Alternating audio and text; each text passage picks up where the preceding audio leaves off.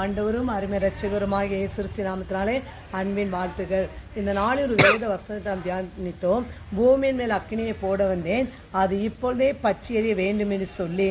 அப்படின்னா பூமியில் அக்கினியை போட வந்தேன் அப்படின்னா இன்றைக்கு உங்கள் மீது போடப்பட்ட அக்கினி முதலாவது பார்க்கும்போது அது உங்களை வழி நடத்தும்.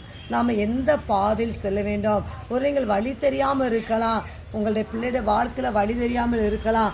அப்படின்னா உங்கள் மீது போடப்பட்ட அக்கினி உங்களை வழி நடத்தும். ஒரு இஸ்ரவேல் ஜனங்களை எப்படி வழி நடத்தப்பட்டார்களோ அதே போல் கர்த்தர் என்ன செய்வார், உங்களை வழி நடத்துவார். அதான் வேதவார் சொல்லி, நான் உண்மையில் என் கண்ணை வைத்து உனக்கு ஆலோசனை சொல்வேன்னு சொல்லி. உன்னுடைய படிப்பின் காரியமா, வேலையின் காரியமா, இந்த வருஷம் வரக்கூடிய வருஷத்தில் உங்கள் மீது உள்ள அக்கினி, உங்களுக்குள் இருக்கிற அக்கினி உங்களை வழி நடத்தும். பாதை தெரியாமல் இருக்கலாம், நான் எந்த பாதையில் போவேன், நான் இப்படியே இருக்கிறேன், எனக்கு ஒரு வழியுமே இல்லைன்னு சொல்லிங்க நினைக்கிறீங்களா?